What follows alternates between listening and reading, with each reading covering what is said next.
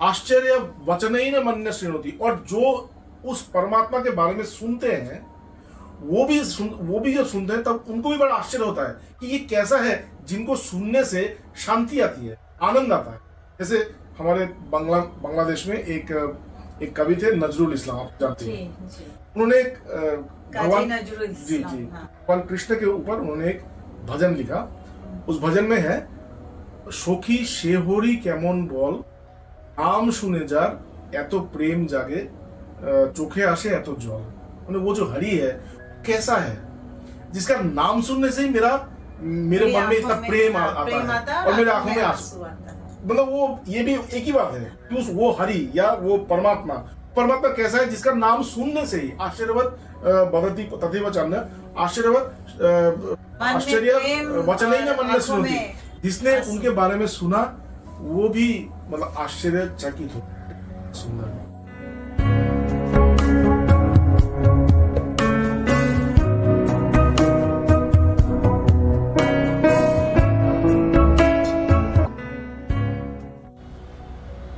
नमस्कार, मैं डॉक्टर जया रॉय आज पुनः आप सबके समक्ष हमारे बातों बातों में भगवत गीता का चर्चा का 12वां एपिसोड लेकर स्थित हुई।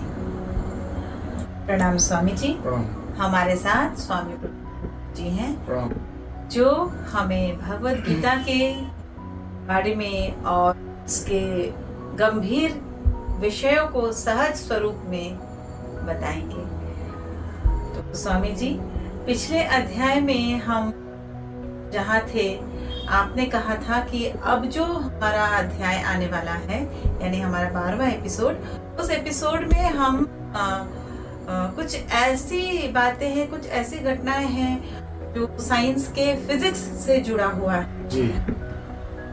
क्या बातें हैं, क्या श्लोक है, क्या घटना है, दर्शकों को बताएं ताकि वो भी जाने, साथ में मैं भी जानूं कि आखिर गीता में फिजिक्स का क्या प्रयोगिता। आपको बहुत धन्यवाद और दर्शकों को भी बहुत बहुत धन्यवाद। अभी जो हम लोग जिस जगह पे हैं, जहाँ से कल रहते वहाँ पे भगवान कृष्ण ने आत्मा के अपना जो अजरत्व और अमरत्व था, और जो जन्म होता है वो फिर मृत्यु होती है और फिर वो दोबारा जन्म लेते हैं जी। इस बार एक बड़े आकार से वो बात, मतलब इसका 3 पहलू है। इन 3 पहलू आप लोग भी थोड़ा सा ध्यान से सुनिएगा। जैसे हम लोग जब विज्ञान की बात करते हैं, फिजिक्स की बात करते हैं, फिजिक्स हमको कहता है कि ये जो संसार है, इस संसार की जो उत्पत्ति है वो उत्पत्ति एक बहुत बड़े धमाके से हुआ था। ये अब तक हम लोग पढ़ के आए हैं। अभी हाल ही में कुछ दिन पहले एक टेलीस्कोप गया है अंतरिक्ष में, जिसको जेम्स वेव टेलीस्कोप कहते हैं। वो बहुत ज़्यादा शक्तिशाली है। तो उसने कुछ डाटा ऐसा भेजा है जिससे ये लगता है कि जो वैज्ञानिक पहले जो विश्वास करते थे कि बिग बैंग हो गया था, एक बहुत बड़ा धमाका हुआ, शायद ऐसा ना हो। वो जो डाटा भेज रहे हैं वो ये भेज रहे हैं कि ये जो सृष्टि है ये एक अनादि काल से चल रहा है। तो भी ये भगवत गीता या हमारे जो शास्त्र है उसके साथ, मतलब हमारे शास्त्र भी यही बात बोलते हैं। लेकिन जैसे आइंस्टाइन वगैरह जो हमारे जो बड़े बड़े थे, तो वो विश्वास करते थे, वो जो वैज्ञानिक थे वो विश्वास करते थे कि इस सृष्टि का जो उत्पत्ति हुआ है ये एक बहुत बड़ा एक धमाके से हुआ था। उसको वो बिग बैंग बोलते हैं। तो उस जमाने के जो साइंटिस्ट थे, जैसे आज के जो मॉडर्न फिजिक्स है, ये मॉडर्न फिजिक्स एक्चुअली आइंस्टाइन से ही शुरू हुआ है। मतलब आइंस्टाइन ने जो जो बातें बोली, गलती से भी जो जो बातें बोली या उन्होंने मजाक में भी जो जो बातें बोली, वो आजकल सब सही। आइंस्टाइन हमेशा एक बात बोलते थे कि अच्छा धमाके से हुआ, धमाके के 1 सेकंड पहले क्या था? हम लोग जानते हैं धमाके से हुआ, लेकिन धमाके से जब 1 सेकंड पहले, तब तो धमाका नहीं था। तब क्या था? जो धमाके से पहले था वही तो असली सत्य है। ठीक, तो उसको साइंस कहता है कि धमाके से पहले, बिग बैंग से पहले जो था वो है सिंगुलरिटी, मतलब एक था, केवल एक था। और इसी एक को हमारे पुराणों में भी कहा गया कि जैसे हम लोग कहते हैं कि विष्णु जी या नारायण जी मतलब क्षीर सागर में अनंत शैया में लेटे हैं, और वो क्षीर सागर में लेटे नहीं है, वो क्षीर सागर के अंदर लेटे हैं, मतलब केवल क्षीर सागर ही है और कुछ नहीं है। तो ये भी वही बात बोलता है कि सब कुछ मतलब अव्यक्त अवस्था में चले गए, और वहां से नारायण का उद्भव होना, इसके बाद ब्रह्मा जी का वहां से नारायण का ब्रह्मा जी को सृष्टि करना, और इसके बाद ब्रह्मा जी इस संसार को मतलब वो करना, सृष्टि करना, तो ये विधाता। तो ये भी अगर हम लोग देखें पुराण की ये जो कहानी है, इसको भी अगर देखें तो भी वहां पे एक धमाके की बात कर रहे हैं कि जब ब्रह्मा जी की सृष्टि हुई थी उनके नाभिकरण से, तभी एक धमाका और तभी ये सब हुआ था, एक एनर्जी का स्फुरन हुआ। तो विज्ञान हमको कहता है कि जब बिग बैंग नहीं हुआ था, जब ये पूरे मतलब धमाके मतलब सृष्टि नहीं हुआ था, उससे पहले सब कुछ एक था, सिंगुलरिटी, तब सब कुछ था और सब एक था। तो एक से अनेक हुआ। ये जो अनेकत्व है, ये अनेकत्व कहाँ था? एक में ही समाहित था। तो जब एक में समाहित था मतलब ये अनेकत्व एक में ही व्याप्त था, लेकिन अव्यक्त अवस्था में, क्योंकि एक में अगर अनेकत्व अगर व्यक्त करता तब तो वो अनेक बन जाता। बात समझे? हाँ, तो आप लोग भी समझिएगा कि अगर अनेकत्व जैसे बहुत सारे लोग बहुत कुछ, अगर बहुत कुछ एक में रहकर वो बहुत कुछ ही रहे तब तो बहुत कुछ ही रहेगा, तब तो एक नहीं रहेगा। अगर बहुत कुछ एक में मिल जाने के बाद एक हो जाए, इसका मतलब है ये जो बहुत्व का जो अस्तित्व है वो एक में समा गया, तब उसमें वो अव्यक्त हो। ठीक, तो यही बात अभी भगवान कृष्ण बोल रहे हैं। वो कह रहे हैं अव्यक्तादीनि भूतानि व्यक्त मध्यानि भाव, अव्यक्त निधनन्नेव तत्र का परिदेवना। ये जो बातें हैं इसका मतलब ये है कि देखो ये जो संसार पहले संसार, इसके बाद हम लोग अपने इंडिविजुअल जीवन में आएंगे। पहले संसार तो बोले कि देखो ये जो सृष्टि है, ये सृष्टि तो पहले नहीं था, तब तो अव्यक्त था, कुछ भी नहीं था। आज जो तुम अपने दादाजी या गुरुजी या इनके बारे में जो तुम इतने ज्यादा मोहग्रस्त हो गए हो, लेकिन जब ये अव्यक्त अवस्था में था तब ये लोग कहाँ थे? ये लोग तो थे नहीं। तो जो पहले नहीं थे, जो अभी है और जो बाद में नहीं रहेंगे, ये तो सत्य नहीं है। नहीं, ये तो सत्य जो होता है वो हमेशा होता है, हमेशा एक ही होता है, हमेशा के लिए होता है, वो सनातन होता है, अपरिवर्तनशील होता है। लेकिन जो परिवर्तन हो जाए या जिनकी सत्ता ही लोप पा जाए, तब तो वो सत्य नहीं है। तो उन्होंने कहा देखो ये अव्यक्तादीनि भूतानि, देखो ये संसार पहले अव्यक्त अवस्था में था, जिसको हम साइंस में भी वही कहते हैं कि जब ये बिग बैंग से पहले ये सिंगुलरिटी में था। व्यक्त मध्यानि भारत, अभी मध्य काल में अभी ये व्यक्त हुआ। ठीक, अव्यक्त निधनन्नेव, और कुछ देर बाद ये फिर से अव्यक्त अवस्था में चला जाएगा। तत्र का परिदेवना, और इसलिए तुम दुखी हो रहे हो, ये तो वैसे भी नहीं रहेगा। तो ये संसार की तरफ से एक इंटरप्रिटेशन। इसके बाद आते हैं हमारे जीवन का। जैसे हमारे जीवन में हम लोग जानते हैं कि हमारा जन्म हुआ, जन्म होने के पश्चात हमारा जीवन शुरू होता है और मृत्यु के पश्चात हमारा जीवन समाप्त हो जाता है। ठीक, तो जन्म से पहले जन्म के बाद हम लोग धीरे धीरे बड़े होते हैं। हमारे यहाँ पे संबंध होता है, हमारे मित्र, हमारे परिजन, हमारे सब ये धीरे धीरे आते हैं, सबको हम लोग जानते हैं, और धीरे धीरे करते करते हमारा मृत्यु। लेकिन जन्म से पहले ये लोग कहाँ थे, जिनको आज हम इतना ज्यादा अपना समझ रहे हैं? ये लोग जन्म से पहले तो नहीं थे, और मृत्यु के बाद भी नहीं रहेंगे। ठीक, तो भगवान कृष्ण कह रहे हैं कि जो तुम्हारे जन्म से पहले नहीं थे और तुम्हारे मृत्यु के बाद भी नहीं रहेंगे, केवल इतना समय के लिए इनके प्रति इतना मोहग्रस्त क्यों हुए हो? तो यहां पर भी वही बात है कि अव्यक्तादीनि भूतानि व्यक्त मध्यानि भारत अव्यक्त निधनन्नेव तत्र का परिदेवना। अगर ये पहले नहीं थे, अभी दिखाई पड़ रहे हैं, बाद में नहीं रहेंगे, तो ये लोग सत्य नहीं है, तो इसके प्रति तुम इतना ज्यादा मोहित क्यों हो? ठीक, अभी और थोड़ा सा आगे चलते हैं हमारे अपने जीवन के बारे में, हमारे अपना जो दैनंदिन जीवन है उसमें हम लोग और आगे। जैसे हम लोग जानते हैं कि हमारा जो जीवन है वो जीवन 3 अवस्थाओं में घूमता है। पहला है जागृत अवस्था, जैसे हम लोग अभी जागृत अवस्था में, इसके बाद स्वप्न अवस्था, और अंतिम में सुषुप्ति अवस्था। ठीक, जहां पे स्वप्न नहीं रहता, लेकिन एकदम संपूर्ण रूप से जहां पे एक क्या हो रहा है हमको पता नहीं, एकदम निद्रा, एकदम संपूर्ण निद्रा। फिर वहां से हम लोग फिर जागृत होते हैं, फिर स्वप्न, सुषुप्ति, इस तरह से एक चक्र में हम लोग चलते हैं। चेतन, अचेतन, अवचेतन। बिल्कुल। तो जब चेतन है तब सब कुछ है, आप है, मैं हूं, आपका शरीर है, मेरा शरीर वो भी है, सब लोग हैं।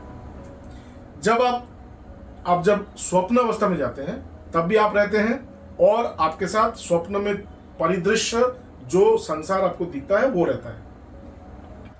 लेकिन जब आप निद्रा में चले जाते हैं, गंभीर सुषुप्ति, जो गहरा सुषुप्ति में जब चले जाते हैं, अवचेतन अवस्था, हाँ, मतलब अचेतन अवस्था, जिसको अनकॉन्शियस अवस्था कहते हैं, उसमें कौन रहता है?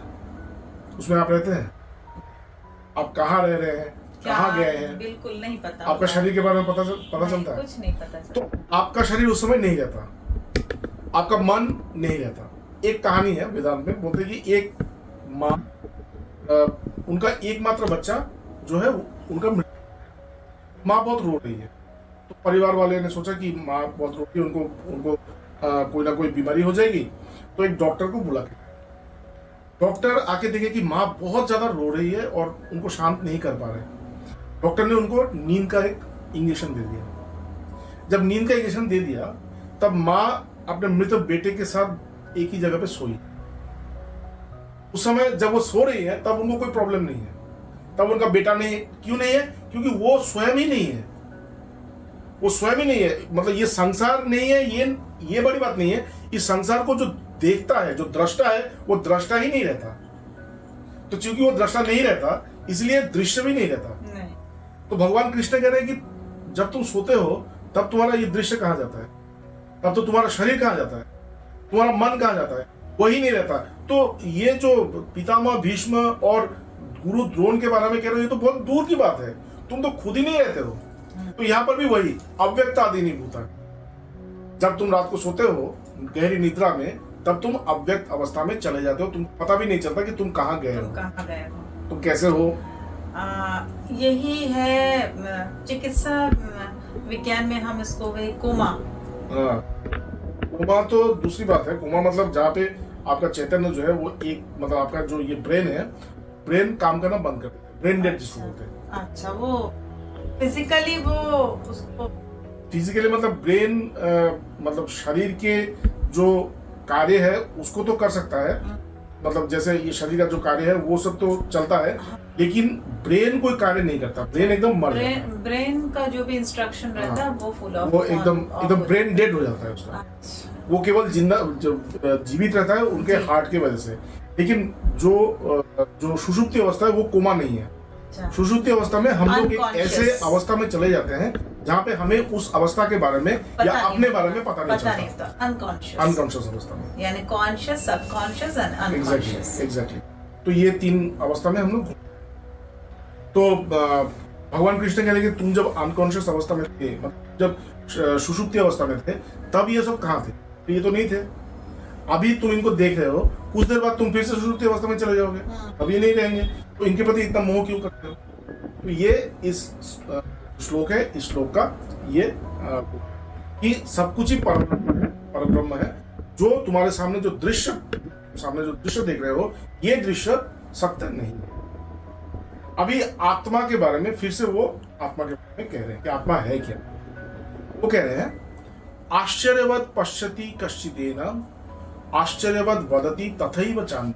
तो देखो ये जो आत्मा है, परमात्मा है, ये परमात्मा का कभी इसको कभी कोई व्यक्त नहीं कर सकता, मतलब बोल नहीं सकता वो कैसा है। ये इतना सुंदर है, जैसे अगर आपको कोई बहुत ही स्वादिष्ट कुछ खिला दिया जाए, आप क्या बोलेंगे? वाह, अच्छा है, बहुत अच्छा है। लेकिन इसका आप वर्णना कर सकेंगे कितना अच्छा है, कैसा है? नहीं कर सकेंगे। केवल आपका जो अनुभव है, वो अनुभव एक शब्द से मतलब वो है ना, वाह, मतलब एक आश्चर्य, एक अमेजमेंट, वाह कितना सुंदर। तो बोले कि ये जो परमात्मा है, इस परमात्मा को जो देखते हैं, आश्चर्यवत पश्यति कश्चिदेन, जिसने इस परमात्मा को देखा मतलब यहाँ पे मतलब जिसने उस परमात्मा को अनुभव किया। ये आध्यात्मिक जगत में अनुभव ही सब कुछ है। जिसने भी उस परमात्मा को अनुभव किया वो उस परमात्मा को आश्चर्यवत जानता है कि अरे ये कितना सुंदर है, आश्चर्य। ठीक, आश्चर्यवत वदति तथैव चान्नम, और कुछ दूसरे भी लोग हैं जो उस परमात्मा को आश्चर्यवत कहते हैं। अरे तुम जानते नहीं हो, उस परमात्मा को देखना या उस परमात्मा का अनुभव बहुत आश्चर्यजनक है, बहुत ही सुंदर है। आश्चर्य वचनैन मन्य शृणोति, और जो उस परमात्मा के बारे में सुनते हैं वो भी जब सुनते हैं तब उनको भी बड़ा आश्चर्य होता है कि ये कैसा है, जिनको सुनने से शांति आती है, आनंद आता है। जैसे हमारे बांग्लादेश में एक कवि थे नजरुल इस्लाम, आप जानते हैं। उन्होंने एक भगवान कृष्ण के ऊपर उन्होंने एक भजन लिखा। उस भजन में है, सखी शेहोरी केमन बोल, नाम सुने जार एतो प्रेम जागे, चोखे आसे एतो जल। वो जो हरि है कैसा है, जिसका नाम सुनने से ही मेरे मन में इतना प्रेम आता है और मेरे आंखों में आंसू आता है। मतलब वो ये भी एक ही बात है कि वो हरि या वो परमात्मा कैसा है, जिसका नाम सुनने से ही आश्चर्यवत वदति तथैव चान्नम, आश्चर्य वचनैन मन्य शृणोति, जिसने उनके बारे में सुना वो भी मतलब आश्चर्यचकित हो। सुंदर, कितना आश्चर्य। और जैसे हम श्री कृष्ण का कोई कैलेंडर देखते हैं, फोटो देखते हैं, हमने श्री कृष्ण को कभी देखा नहीं है, राधा जी को कभी देखा नहीं है, लेकिन वो जो इनका एक स्वरूप है, हम कभी श्री कृष्ण का अगर कोई पात्र चरितार्थ करता है तो उसको हम कुरूप कभी बना ही नहीं सकते। हमेशा हम उनको सुंदर बनाते, क्योंकि दिमाग में मानस पटल पर वो सुंदरता व्यक्त है। ईश्वर का वो स्वरूप जो है वो सुंदर है, वो मतलब चंचल है, वो इसलिए तो श्री शब्द से उनको बोला है। श्री श्रृंगारिक, कितने तरीके के श्रृंगारिक मतलब वस्तुओं से हम उनका श्रृंगार करते हैं और उनके प्रेम की वर्णना करते हैं। वियोग श्रृंगार, संयोग श्रृंगार से उनके चरित्र को चरितार्थ करते हैं। तो आश्चर्यवत वचनैन मन्य शृणोति सुत्वापेन वेद न चैव कश्चित्, उनके बारे में सुनने से भी उनको जाना नहीं सकता। मतलब आप उनके बारे में सुनते रहिए लेकिन उनको आप जान नहीं पाए। क्यों? एक दिन हम एक चर्चा किए थे कि ये परमात्मा जो है वो मैं ही वो परमात्मा, क्योंकि मैं ही वो परमात्मा हूँ, इसलिए मैं उसे उन्हें जान नहीं सकता, लेकिन मैं उनका बोध कर सकता हूँ। इसलिए आत्मबोध होता है। आत्मज्ञान जिसके बारे में कहते हैं ना, आत्मज्ञान, हमारे गुरुजी भी एक बार बोले थे कि देखो ये जो आत्मज्ञान है ये भी अज्ञान है। आत्मज्ञान मतलब तुम्हें कुछ एक ऐसे सत्ता के बारे में पता चला जो तुमसे अलग है, इसलिए तो ज्ञान हुआ, तो वो भी अज्ञान है। लेकिन बोध इसलिए शंकराचार्य ने बार बार इस बोध के बारे में आत्मबोध मतलब किसी चीज का अनुभव करना, तो ये है। और इसके बाद वो एक और श्लोक बोल के वो ये जो ज्ञान का जो प्रक्रिया है इसको वो यहीं पे समाप्त कर रहे हैं। इसके बाद वो नया एक इंट्रोड्यूस कर रहे हैं कि ये जो ज्ञान है, इस ज्ञान को तुम कैसे अनुभव करोगे। इसके लिए उन्होंने स्वधर्म का एक नया कॉन्सेप्ट वो लाए, स्वधर्म और कर्म और स्वधर्म। जो अब तक आध्यात्मिक जगत में कर्म के बारे में उतना ज्यादा मतलब चर्चा नहीं होता। ये जो आध्यात्मिक जगत का जो विषय है, पर ब्रह्म या परमात्मा, इनको कहता है नैष्कर्म सिद्धि, मतलब जहां पे कर्म समाप्त होता है वहीं से इसके ये प्रारंभ होता है। लेकिन भगवान कृष्ण ने जीवन के साथ उस परमात्मा को जोड़ा कर्म के माध्यम से, और इसीलिए गीता में कर्म योग, ये जो शांकर योग है द्वितीय अध्याय, इसी में उन्होंने कर्म योग की कॉन्सेप्ट को दी और ज्ञान और कर्म का एक अद्भुत प्रकार का एक समन्वय किया, और इसके बाद धीरे धीरे वो कर्म में चले गए। जो लास्ट एक श्लोक ज्ञान का जो बाकी है वो बोल के हम लोग आज का ये एपिसोड है इसको यहाँ पे विराम देंगे। तो कह रहे कि देहि नित्यम अबद्धोयम देहे सर्वस्व भारत तस्मात् सर्वाणि भूतानि नतम शोचितुम अर्हसि। बोले देखो ये जो सभी शरीर है इतने सारा शरीर जो है, इन सभी शरीरों में रहने वाला जो देही है वो नित्य है, वो एक है, अलग अलग नहीं। जैसे बहुत सारा घाट है यहाँ से बहुत सारा घाट है, छोटा घाट, बड़ा घाट, एक सोने का, एक चांदी का, एक लोहे का, एक मिट्टी का। जी। तो घाट अनेक प्रकार के हैं, नाना प्रकार के घाट है, नाना प्रकार के नाम रूप है। लेकिन घट के अंदर जो आकाश है, जिसको घटाकाश कहते हैं, क्या वो अलग है इनसे? नहीं। जो आकाश एक सोने के घट के अंदर है, वही आकाश एक मिट्टी के घट के अंदर भी है। हाँ। मिट्टी को तोड़ दीजिए, मिट्टी के घट को तोड़ दीजिए, सोने के घट को तोड़ दीजिए, ये जो घटाकाश है, ये घटाकाश महाकाश से मिल जाए। ठीक। तो आपके अंदर जो परमात्मा है, मेरे अंदर जो परमात्मा है, उनके अंदर जो परमात्मा है, ये सब एक है। हम लोग अलग अलग क्यों देख रहे हैं? क्योंकि ये घट के लिए देख रहे हैं। वो जो हम स्वरूप है उसके हिसाब आपका जैसे सोने का है, मेरा मिट्टी का है। तो चूंकि सोना और मिट्टी, हम लोग क्या सोच रहे हैं, अरे ये तो सोना है, ये तो मिट्टी है। लेकिन सोने के अंदर जो पदार्थ है, जो वस्तु है वो एक है। मेरे अंदर जो है वो भी आप है। तो यहाँ पे बोले देही नित्यम अवद्धोयम, और उनका कभी वध नहीं हो सकता। शरीर का वध कर दो, लेकिन उनको तुम कभी छू भी नहीं सकते। शरीर देही नित्यम अवद्धोयम देहे सर्वस्व भारत तस्मात् सर्वाणि भूतानि न तम शोचितुम। और इसी प्रकार से सभी जो संसार में जितने भी प्राणी हैं,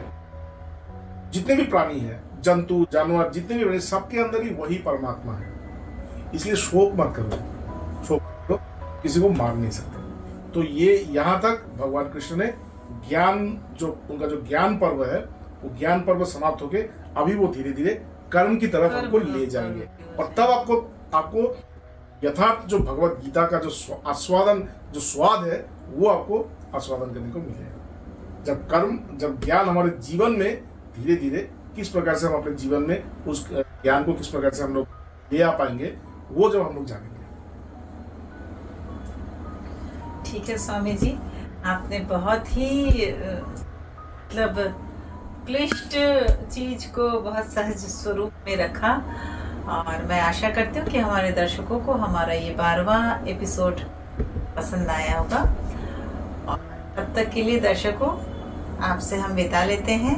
स्वामी जी, आपको प्रणाम। पुनः हम अपने 13वें एपिसोड को लेकर आप सबके समक्ष उपस्थित होंगे।